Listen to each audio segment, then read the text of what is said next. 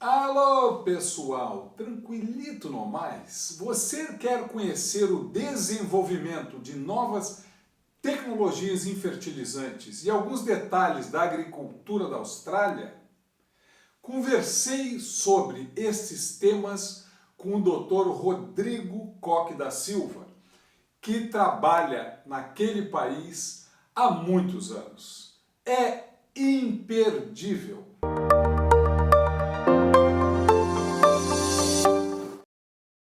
Pessoal, eu estou aqui com Rodrigo Coque da Silva.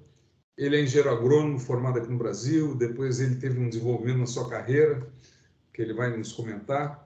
E hoje, o Rodrigo, a quem eu agradeço em nome de milhares de pessoas, Rodrigo, que vão assistir essa sua entrevista. Agradeço demais o seu tempo, a sua paciência, né, Rodrigo? E, Rodrigo, já começando, você poderia nos falar sobre a tua trajetória profissional, principalmente, né, desde que você chegou à Austrália, mas também um pouco, né, de como você chegou a estar hoje, há vários anos, trabalhando na Austrália? Tá joia, Nelson. Muito obrigado primeiro pelo convite, né? Foi um prazer conhecê-lo pessoalmente, né? Estivemos juntos aí alguns meses atrás aí no Brasil. E parabéns pelo conteúdo do seu canal, tanto as entrevistas, né, quanto os vídeos mais curtos. Eu acho que realmente você traz informação de muita qualidade para o setor com o seu canal. Então, obrigado. Eu acompanho já há algum tempo e hoje é um prazer estar aqui com você e todos as pessoas que acompanham o canal, tá? Bom, Nelson, tive uma infância, digamos assim, tipicamente urbana. Eu sou de São Bernardo do Campo, né? E com relativamente pouco contato com a área de agricultura. E em um determinado momento da minha vida eu decidi fazer agronomia, né? Então eu fiz agronomia na Unesp em Botucatu. Durante o meu curso de graduação, eu comecei a fazer estágios e iniciação científica com, na época, o professor Dirceu Maximino Fernandes. Hoje ele é diretor da faculdade, né? Tive também muito contato com o professor Lira, o professor Bill, outros professores da área de ciência do solo. E ali me despertou o interesse pela pesquisa, né? Então, eu já, no meio da minha graduação, eu já tinha uma inclinação a partir para pós-graduação e sempre nessa área de solos e nutrição de plantas, né? Quando eu acabei o curso, eu decidi fazer então o mestrado. Daí eu me mudei para Piracicaba, fiz o meu mestrado na USP, na área de solos e nutrição de plantas. Tive o professor Luiz Prochinov como meu orientador de mestrado na época, né? E daí parti depois para o doutorado. Daí eu me mudei, continuei no programa de solos e nutrição de plantas, mas fui para o Sena, porque o meu orientador, né, o professor Takashi Muraoka, no Sena, ele era baseado no Sena, né? E durante o meu doutorado também fiz um período do meu doutorado importante no estado do Kansas, nos Estados Unidos, com a professora Ganga Hettiarat, né? E durante ambos, né, o meu mestrado e o doutorado, eu tive uma co-orientação do Dr. Norman Chien, que foi um grande pesquisador, né, ainda é, né, continua ativo, embora aposentado, do IFDC, né, do Alabama, por intermédio do professor Luiz Prochinov, né, que me apresentou o Dr. Chien, né, então ele participou ativamente do meu mestrado e doutorado em conjunto com meus orientadores principais na época, né. Bom, Nelson, eu acabei o doutorado em 2012 eu concluí minha tese, mas defendi no comecinho de 2013, e no final do meu doutorado eu me candidatei a uma vaga aqui na Universidade de Adelaide, na Austrália, né? E tive a sorte de ser, né, o selecionado. Então eu vim para cá no comecinho de 2013 para trabalhar no Centro de Pesquisa Tecnológica de Fertilizantes, né? Ele é baseado no campus Waite, que é um campus multi-institucional. Tem aqui o CSIRO, que é a Agência Científica Australiana, de onde eu falo nesse momento, né? O SARD, que é a agência estadual de pesquisa, né? O Instituto Nacional de Vinho, enfim, outras várias instituições, né? E esse centro de fertilizantes, ele é uma parceria entre a academia, né? Pela Universidade de Adelaide e uma grande indústria de fertilizante, né? Uma parceria entre ambos, né? O diretor do centro é o professor Mike McLaughlin, uma pessoa muito conhecida no meio, né? Tem uma reputação muito boa, tanto de trabalho na área ambiental, de contaminação, e também, principalmente na área de tecnologia de fertilizantes, né? Em resumo, Nelson, a função do centro é desenvolver novas tecnologias, né? E principalmente avaliar mecanismo de ação.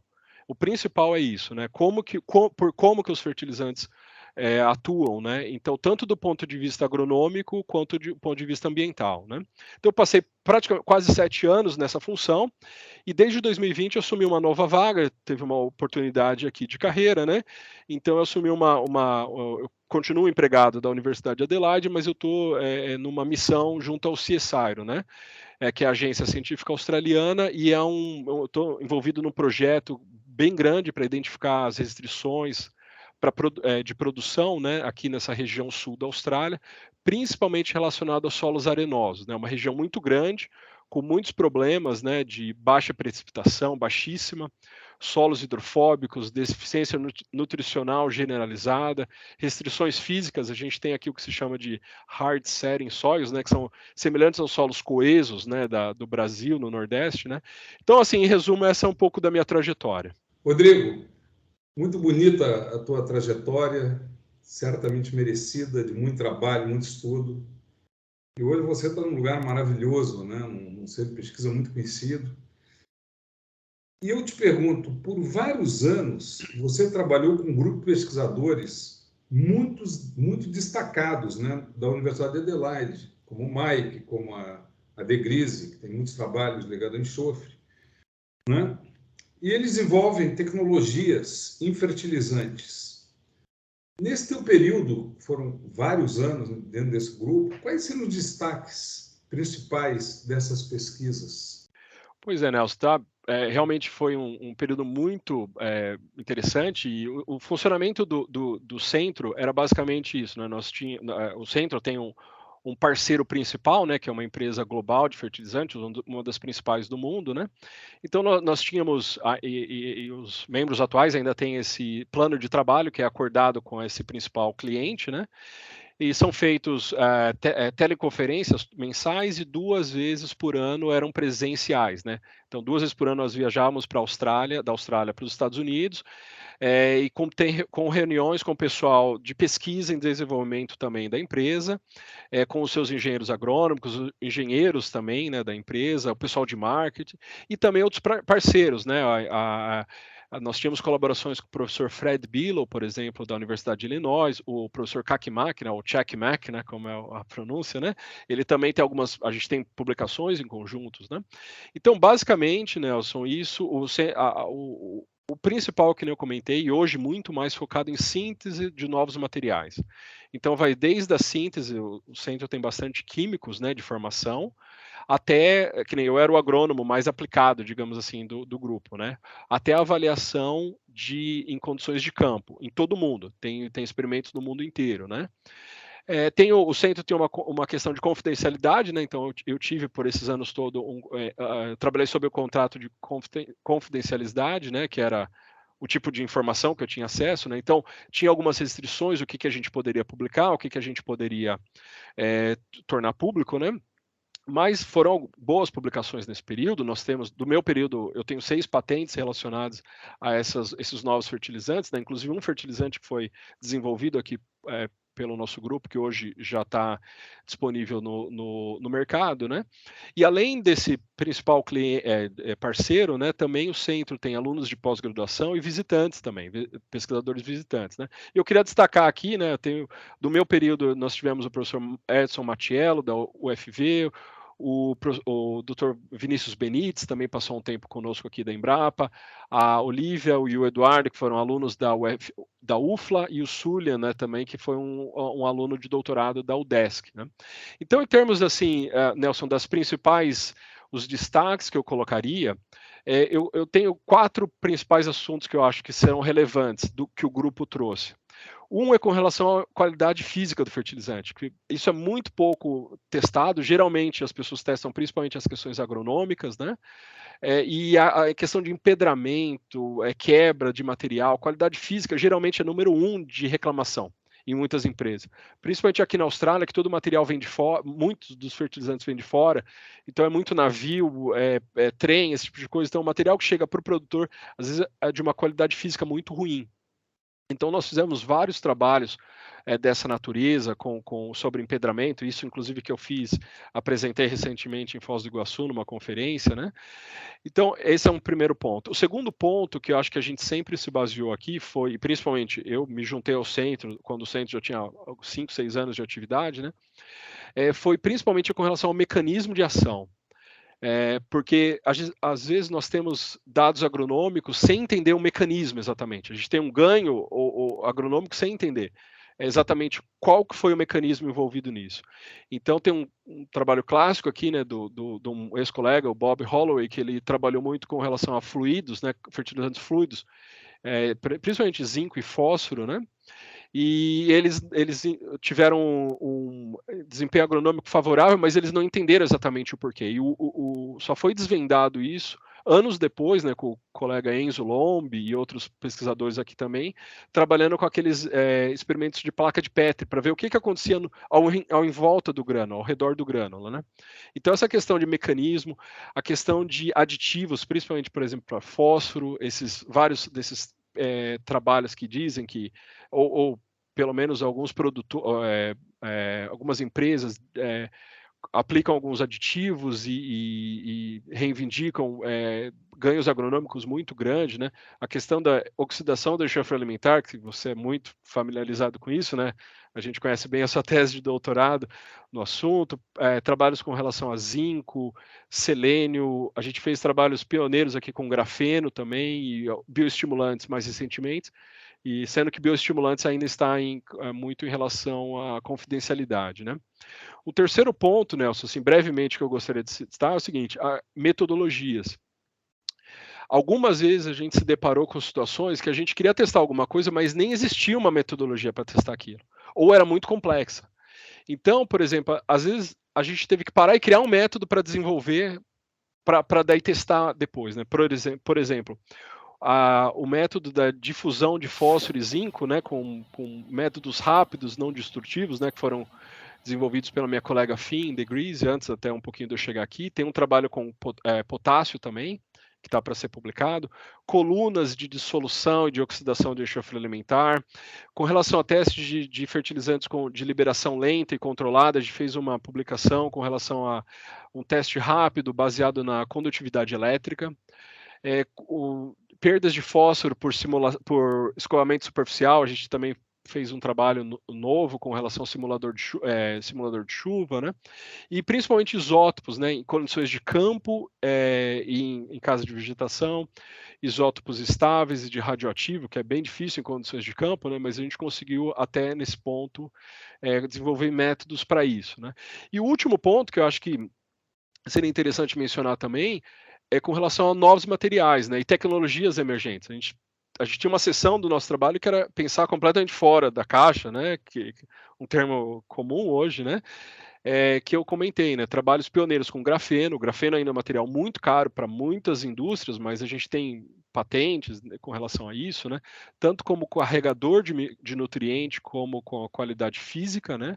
Nanomateriais, esses hidróxidos duplos lamelares, esse tipo de coisa, e mais recentemente uma estudante de doutorado tem feito um trabalho com mecanoquímica, que é uma forma nova de você desenvolver um fertilizante, né? Que não é baseado nas técnicas de química que a gente tem convencionalmente utilizados, né?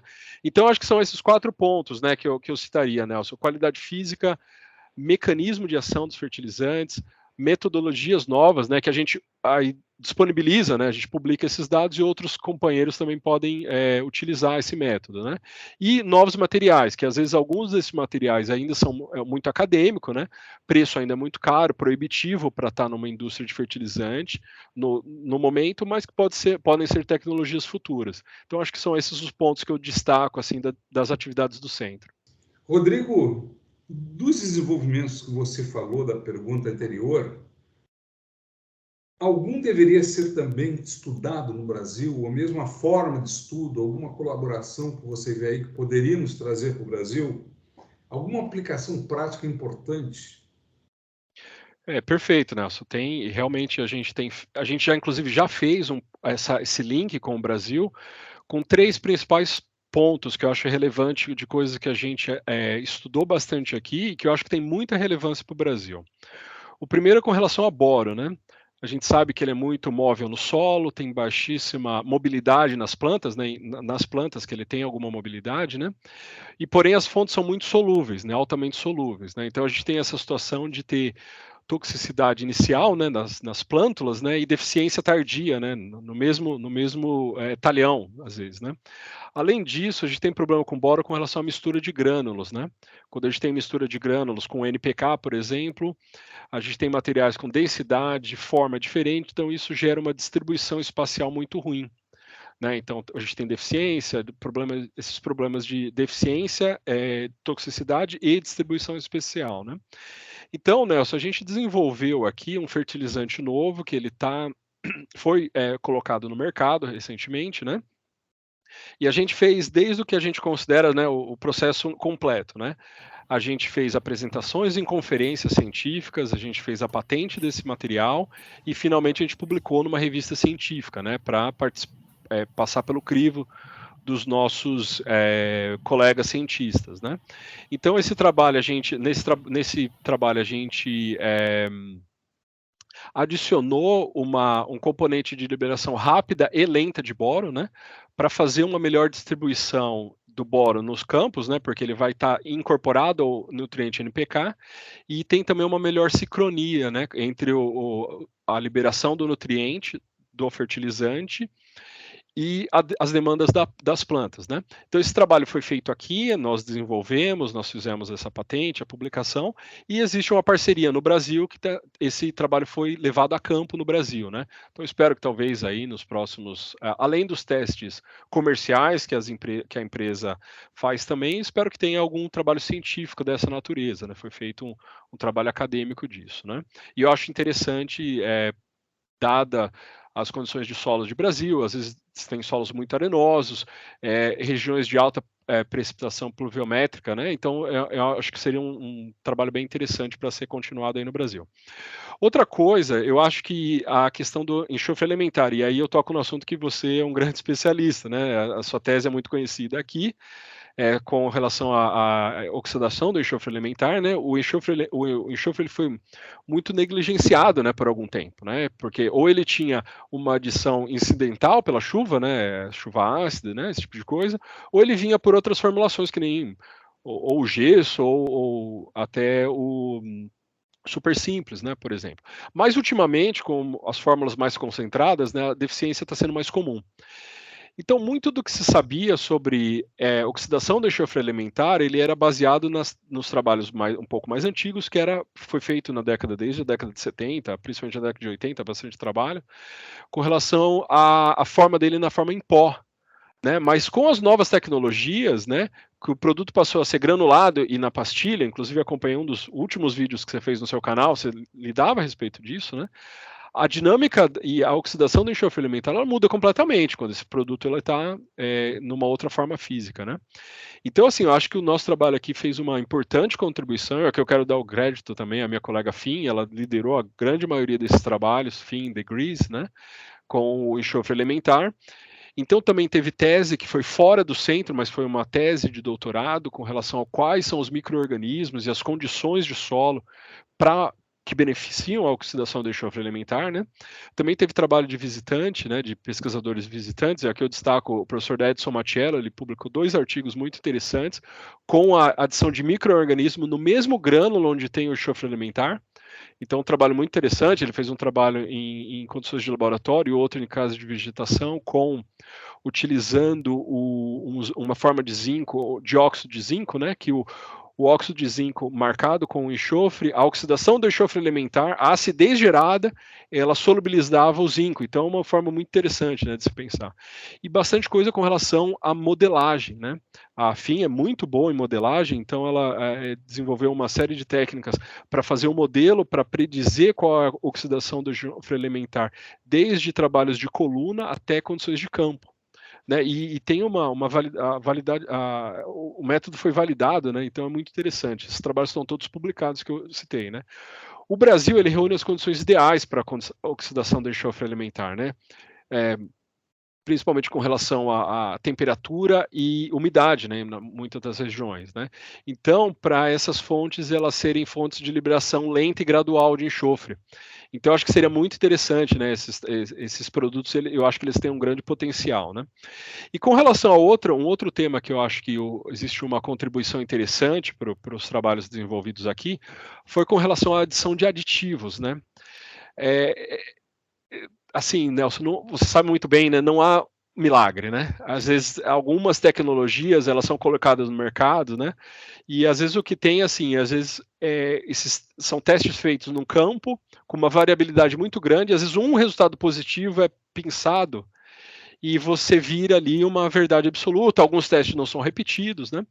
Então a nossa ideia aqui foi sempre voltar para a ciência básica, isolar os outros fatores para tentar entender qual é o mecanismo exato que está envolvido. Por exemplo, por muito tempo foi falado sobre inibidores de fixação, vou colocar aqui esse termo genérico, né, fixação de fósforo, né.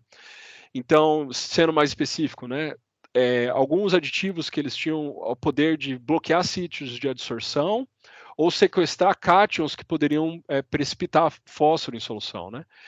E foi testado aqui que nem 100% da dose desse produto ele teria uma eficácia. E esse produto, ele é adicionado numa dose de 0,25% no grano. E o trabalho foi colocado até 100%, ou seja, 1 para 1. E nem assim a quantidade a CTC e a CTA desses produtos, elas não explicam qualquer benefício nisso. Então, se há algum benefício da aplicação desse produto, o mecanismo provavelmente não é. Pode ter relacionado a alguma bioestimulação ou qualquer outro mecanismo, mas o mecanismo que alguns produtores de alguns determinados produtos, eu não quero aqui fulanizar, não quero dizer produto A, produto B, mas esse tipo de modo de ação é muito pouco plausível para aumentar a a eficiência de fósforo por esse método, tá?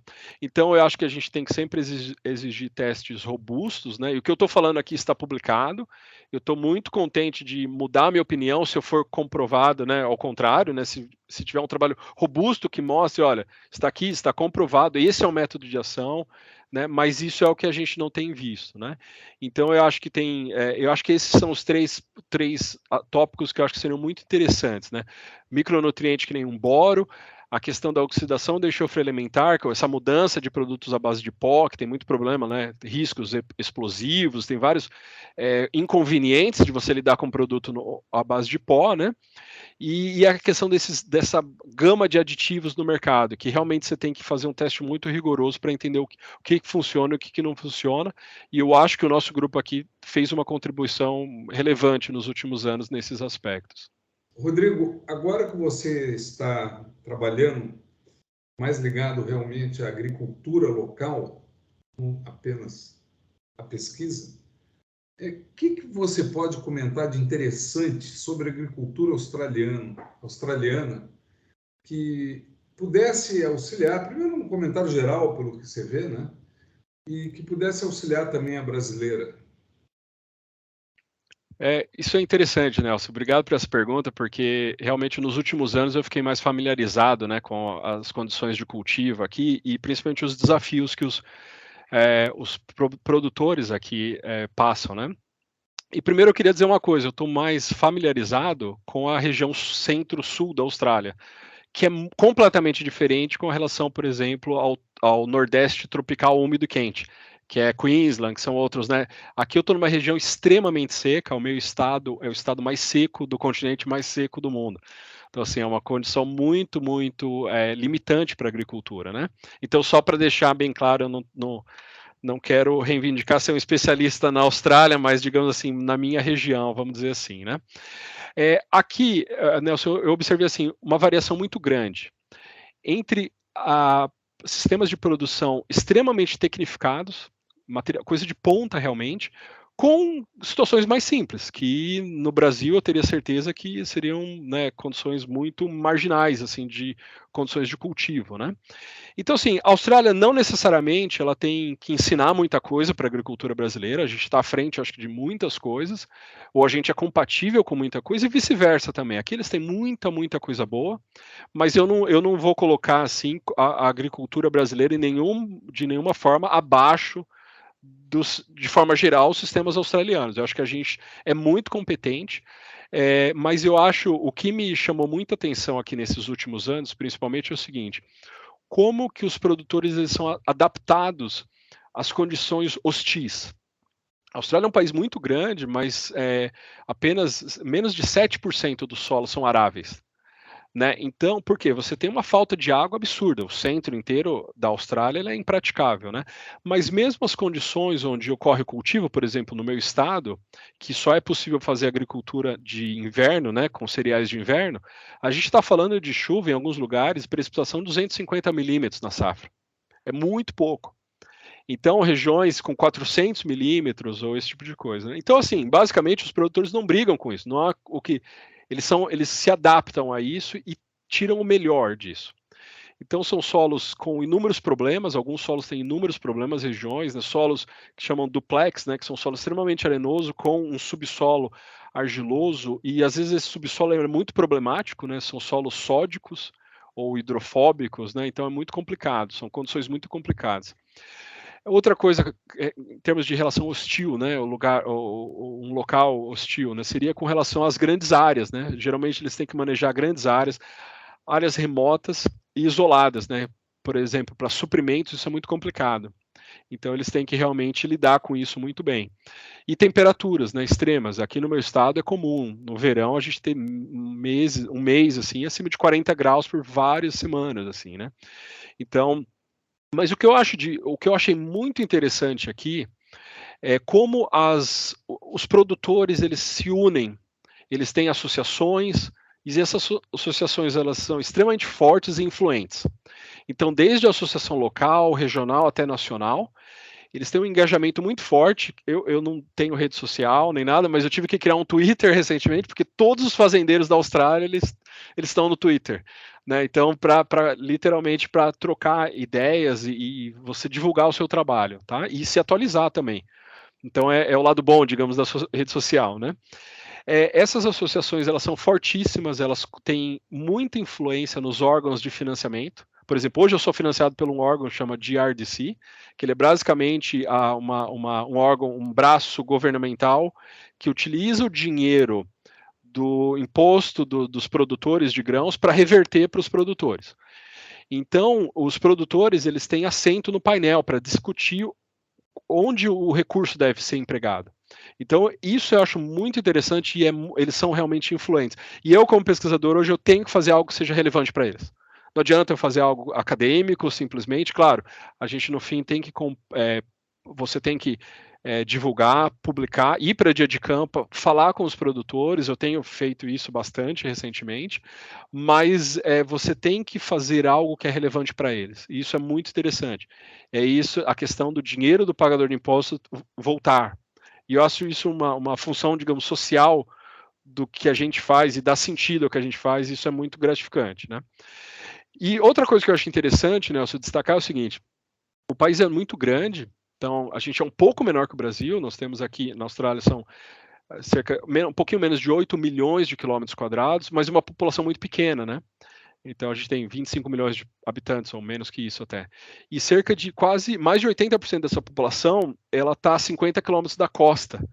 Então, você vê como existe um meio vazio ali, e isso é basicamente os produtores. Por isso que eu falei em questão de grandes áreas remotas, isoladas, porque realmente é muito... O isolamento, quando eu falo aqui, não é força de expressão, não, realmente é muito grande, né? Então, aqui, eles têm que abrir mão de coisas, por exemplo, eles têm que saber exatamente o mapa de solo, os solos são muito bem mapeados, a vegetação, a questão da dinâmica de nutrientes, recursos hídricos, então isso é muito bem mapeado nacionalmente, né? Então eles têm uma questão de automatização muito grande, sensor para umidade de solo, temperatura de dossel, modelagem, porque é muito caro fazer experimentação. Então, existe uma modelagem muito grande, modelos como o AppSim, o AppSoil, né? Acompanhamento da água disponível do solo durante a safra, para ter a predição da produtividade, né? E o que, assim, eu tenho dificuldade de acompanhar são as questões de plataformas digitais. Então, são coisas assim, desde sensoramento remoto. Eu não tenho uma vez que eu vou para o campo e não tem drone passando pelas áreas, monitorando, fazendo algum tipo de medição, né? Agricultura de precisão, né? Tem o plantio aqui é feito com uma determinada plataforma que dá uma precisão de 2 centímetros da onde estava a semente do ano anterior para esse ano, assim, sabe? É uma coisa realmente muito grande. Toda essa questão de a inteligência artificial, esse tipo de coisa, eu tenho dificuldade de acompanhar, porque realmente as novidades são muito grandes, e aqui é quase uma necessidade, sabe? Por essas questões que eu falei, né? Então, acho que o mais interessante que eu destacaria, essas questões práticas, seria isso. Conhecer o potencial produtivo, eles sabem exatamente qual é o potencial produtivo, né, que geralmente é limitado pela água, né, pela quantidade de água. Então é muito difícil você fazer mais que uma safra no ano aqui. No meu estado é impossível. É difícil aumentar a matéria orgânica, por exemplo, né, porque você não tem como realmente fazer isso, né.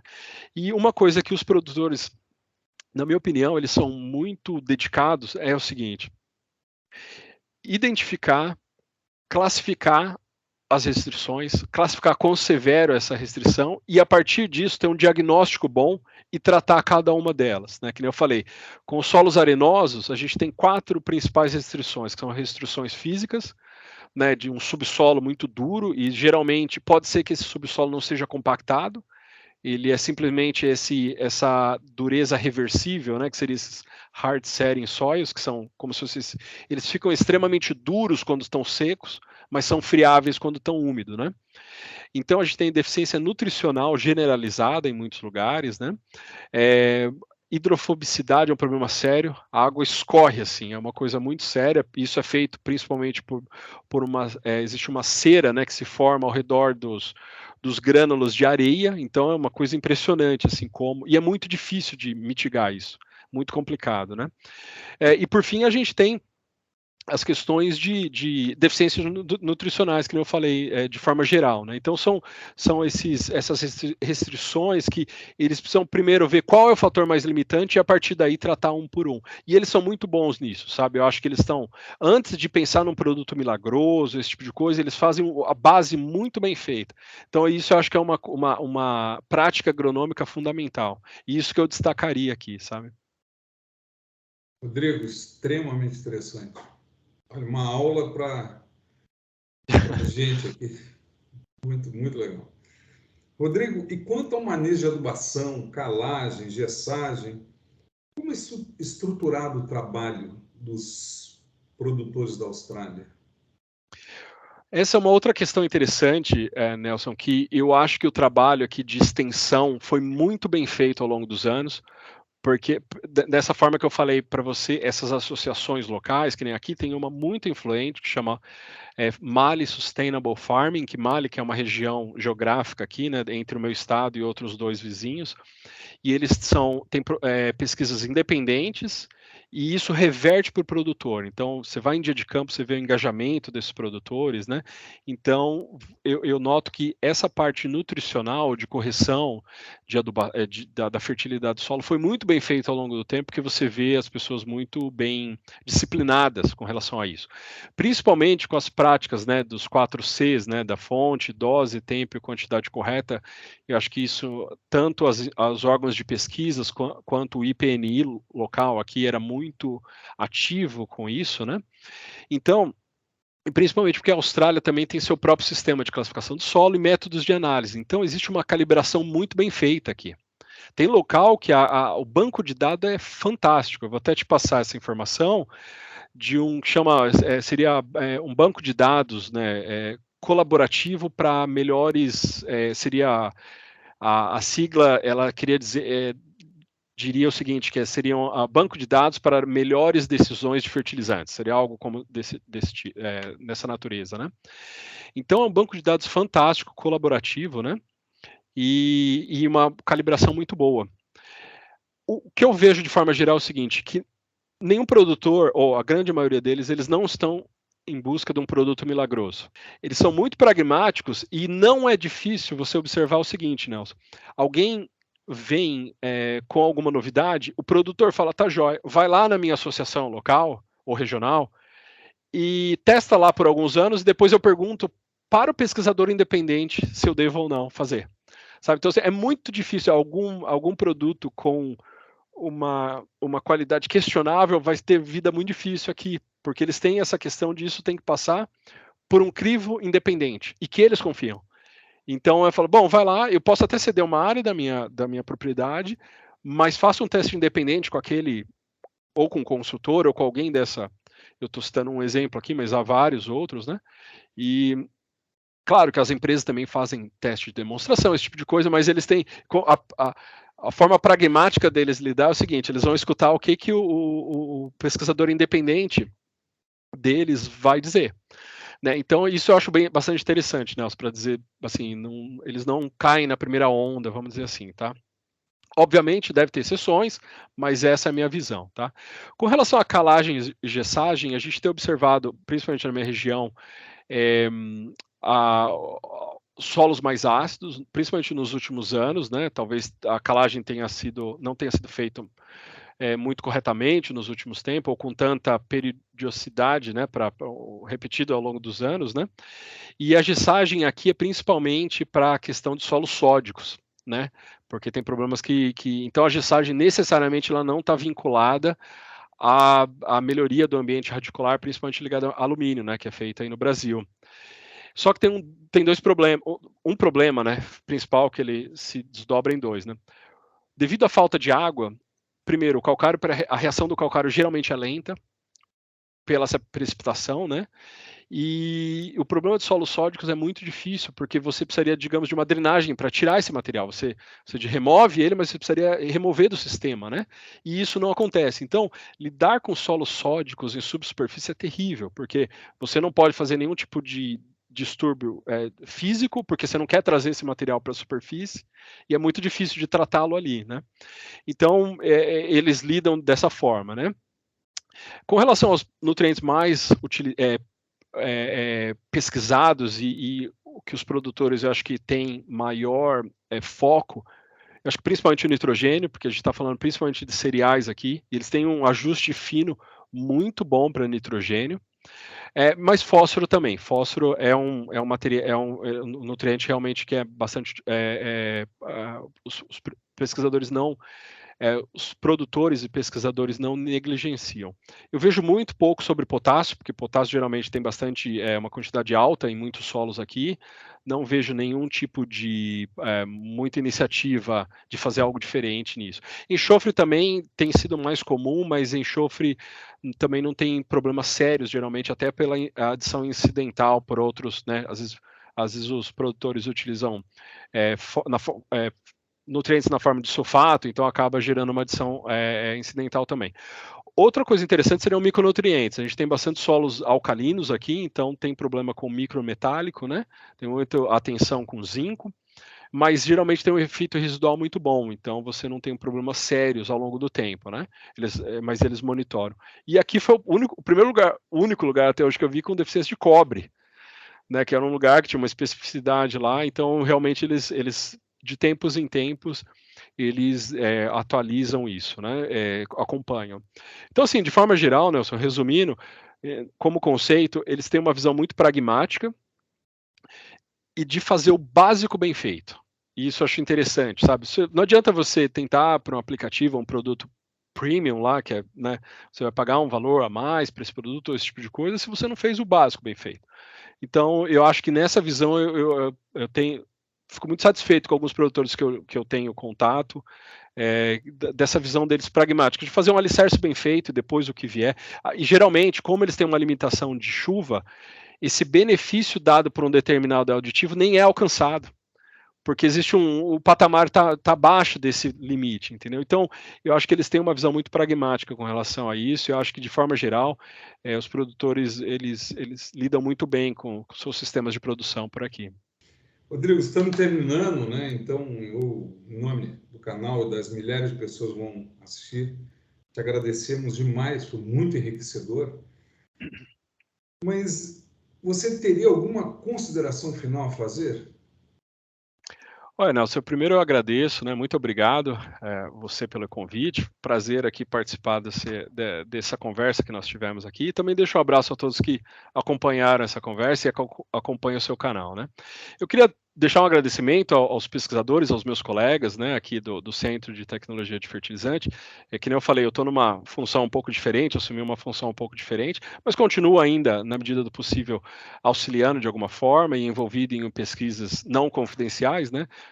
Mas também queria agradecer os técnicos, os estudantes, os visitantes, né? Eu mencionei 5 brasileiros que tiveram aqui, que fizeram trabalhos ótimos e foi um período bastante eles deixaram uma marca aqui, então foi muito legal. Cada um que passou por aqui deixou uma marca interessante aqui.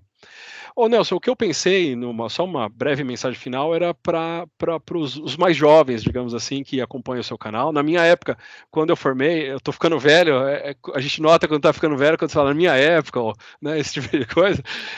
Eu fiz agronomia, não tinha YouTube.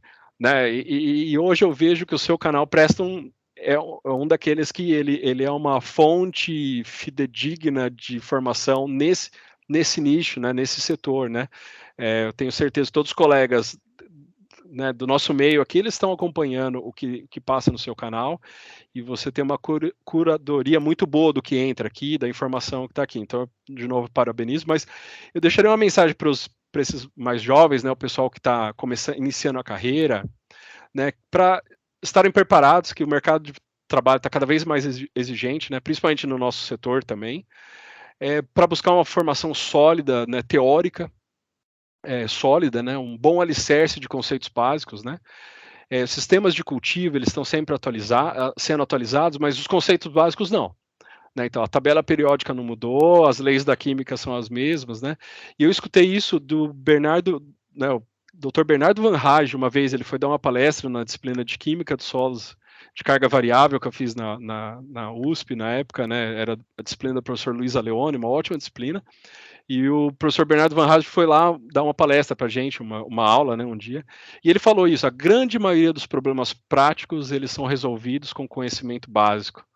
Né, a gente aplica o conhecimento básico para resolver esses problemas. Né? Então, a minha sugestão para os mais novos é isso. Não procurem atalhos, sabe? Não façam um alicerce bem feito e daí vocês vão aplicar o conhecimento básico que vocês tiverem na vida profissional de vocês. E por fim, sejam flexíveis para mudanças e desafios que aparecerão no caminho de vocês. Eu nunca imaginei estar trabalhando na Austrália.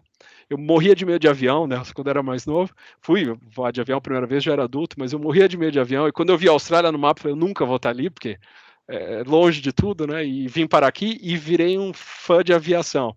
Quem me conhece sabe, eu gosto muito de avião, né?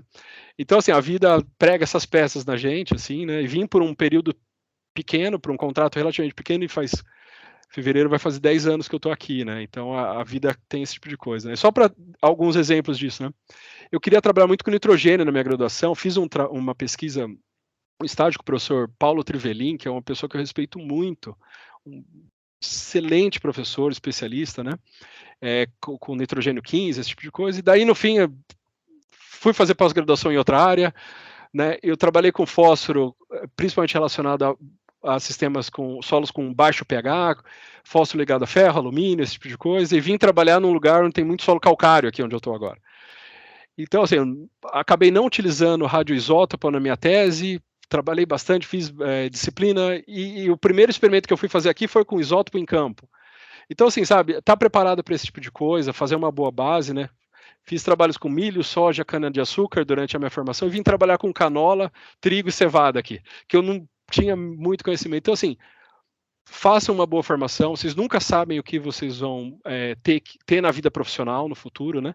O diretor do centro aqui falava bem assim, né? Ele falava, escolha muito bem o que você vai trabalhar no doutorado, porque essa é a última vez que você vai escolher o que você vai trabalhar. Porque depois sempre você vai ser pago para trabalhar com alguma coisa, alguém vai, né, financiar uma pesquisa para aquilo, né? Então eu deixaria essa mensagem final, mas que nem eu falei, direcionada mais ao pessoal que está ou iniciando a carreira ou que está indo para o mercado de trabalho, né? Para não buscar atalhos e fazer uma boa formação, que com uma boa formação vocês vão longe. E, novamente, Nelson, muito obrigado. Foi muito bom passar para esse lado da tela agora, ter essa conversa bacana contigo aqui. E eu continuo acompanhando o seu canal aí. Muito obrigado novamente. Rodrigo, espetacular. Esse final, assim, da experiência com mais jovens, com obrigação, né? Você fala que você lembra da época, né? Eu, já na verdade, eu falo da minha era. Então, há uma diferença. Rodrigo, muitíssimo obrigado. Olha, não tem como lhe agradecer. Espetacular. Grande abraço. Muito obrigado, Nelson. Um grande abraço, tudo de bom para todos.